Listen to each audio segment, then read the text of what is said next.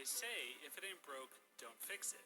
And 2010's Need for Speed Hot Pursuit definitely ain't broke. On the one hand, Need for Speed Hot Pursuit Remastered is about as bare bones as remasters come. Other than sprucing up the visuals and introducing a few neat cosmetic additions, there isn't really that much surprising or new here. On the other hand, this straightforward remaster still provides a much needed tune-up and a fresh coat of paint to help modernize an already awesome arcade racer.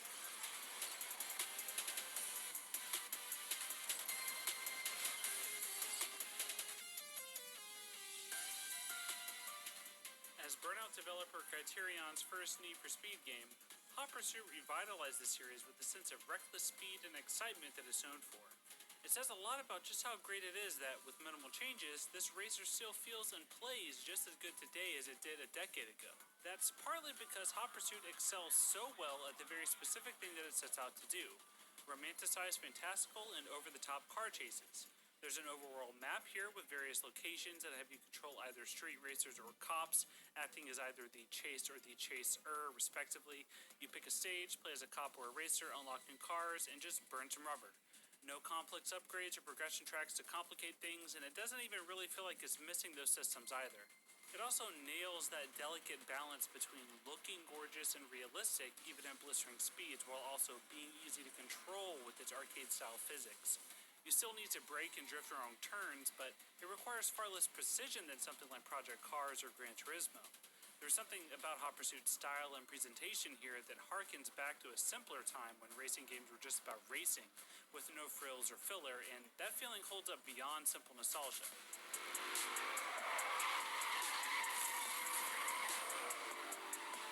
Most events can be completed in under 5 minutes, and some far quicker than that. Those include straight-up races, intercept events to chase down rogue vehicles, car chases, and more. I'm not a huge fan of the race preview events though, which generally boil down to having to do time trial runs through a course before you unlock the actual events, but they do help you learn each track. One of the best parts of Hot Pursuit is all the little gadgets that shake these events up, like spike strips to drop behind you and roadblocks as a cop to slow down your target. And even without those, it's nice to play a racer that encourages and rewards slamming into your opponents. This is a remaster though, not just an up-res port. While the roads themselves follow the same paths as the original, an abundance of new course objects and details make every area look and feel more alive. The ones with beachside views and watery reflections are especially great eye candy, and if you just want to cruise around, every region includes a free ride option. On PS4 Pro and Xbox One X, Hot Pursuit hits either 60 FPS at 1080p in performance mode or 30 FPS at 4K in quality mode. The PC version can hit 4K and 60 FPS if your system can handle it, while the Nintendo Switch and standard PS4 and Xbox One are limited to 30 FPS at 1080p. After trying out both modes on a PS4 Pro, I found myself preferring the higher frame rate of performance mode to make the racing nice and smooth.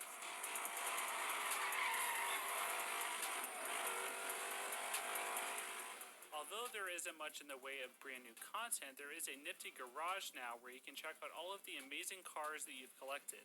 All of the originals DLC is included too, and the roster has some absolute gems like my favorite, the BMW Z4. A great photo mode has also been added, letting you admire each one mid-drive and even toggle on or off mid-race damage. The paint options for every car on the roster have expanded as well, even if other customization features are not available. Instead of just a few pre-selected colors, there is a custom color palette wheel that lets you pick pretty much any color you could ever want. Sadly, that's about where the list of notable additions ends, making this neat but fairly thin. There's online multiplayer for up to 8 players too, even including crossplay, but unfortunately online was not live before the time of this review. I'll have to wait and play on live servers to see if the classic Most Wanted mode is as great as I remember it being back in 2010.